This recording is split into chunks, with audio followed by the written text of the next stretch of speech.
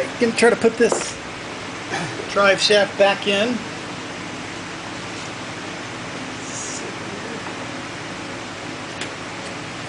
Lined up.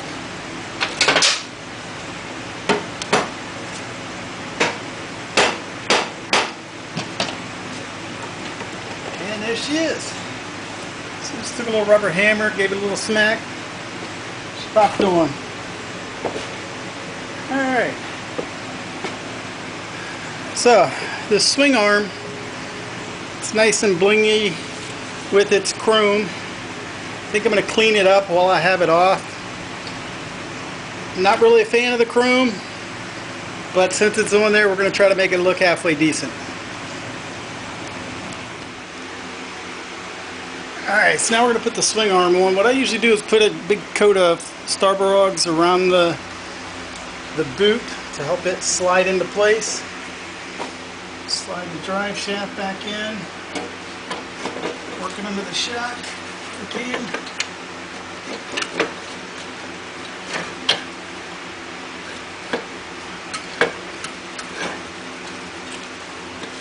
String goes out of the way.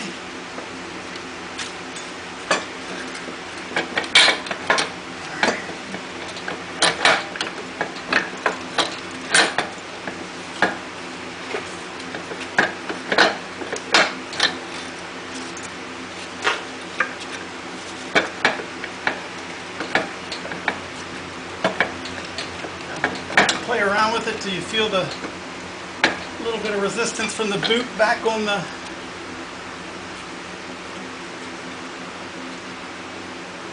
so the boot seats up where it's supposed to match up on this little ridge back here.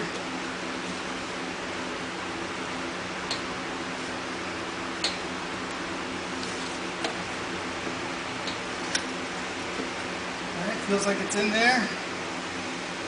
Now I'm just going to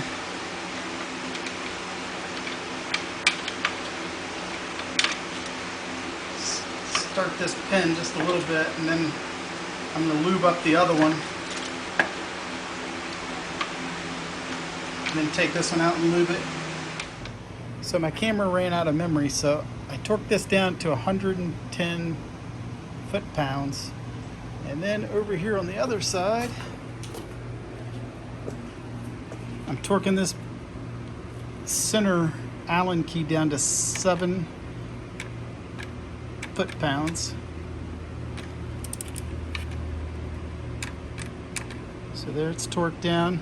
So now I'm going to tighten this outer bolt down to, I believe it's 105 foot-pounds.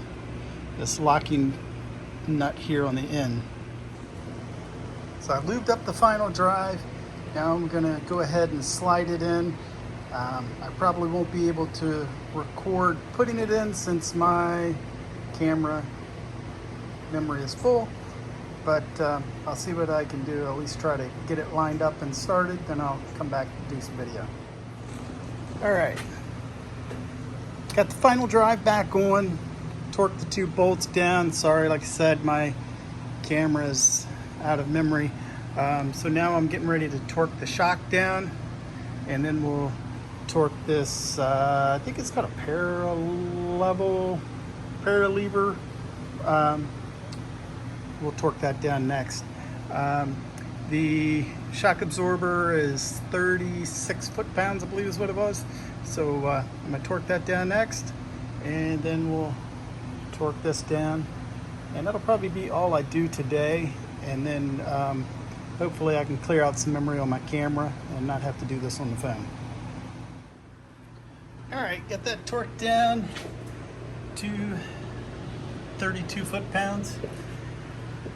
So now I guess I'm ready to put the brake caliper back on, hook up the few things that I disconnected, and then we'll be ready to put the foot pegs back on those plates, put some fluid in the final drive, and ready to start putting this thing back together. And then we'll get it running, get it warmed up, change the oil, and all of that jazz. So it's coming along.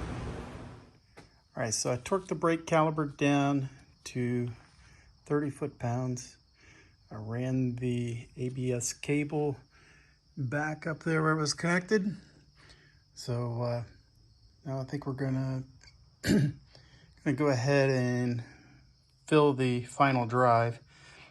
And you see I cleaned this up some back here, and this is why I don't like chrome.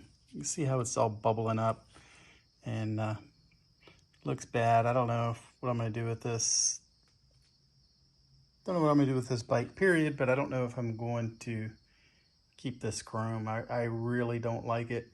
It is what it is for now. We'll get the bike running right, and then we'll decide what we're gonna do with it later. But the chrome's really flaking off, and the rear tire's the same way. Just corrosion has bubbled it up and made it look terrible. But it is what it is for now. We're gonna leave it for now. And like I said, this is just gonna be probably a commuter bike and running around. So if it gets dings and dents, it's already got scratches all over the side of it from where it went down. So, you know, we might restore the bike at some point in time or try to make it look really nice. But for now, it's just gonna be a rider, and we'll just deal with the scratches and stuff, and you know, decide what we're going to do on the paint and things like that later on. But this is why I don't like the chrome, all the oxidation and how it's just flaking off. Just really looks bad to me. But and I'm not crazy about chrome anyhow. So yeah, it is what it is. It's a cheap bike. All right, filling up the final drive. What I like to do is I like to measure out my fluid. It says it's 230 milliliters, and that way I know I'm getting the right amount in there.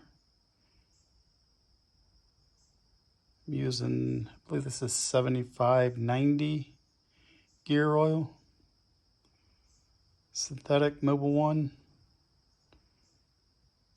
And so we're just gonna fill this final drive up and put a new crush washer on it, and the final drive should be done.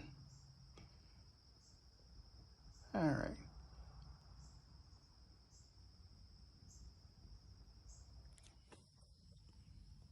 All right, got the final drive filled up. Don't think you can tell by this picture, but the fluid is just below the bottom threads. So it should be about right. So we're gonna go ahead and put the crush washer on and torque it down.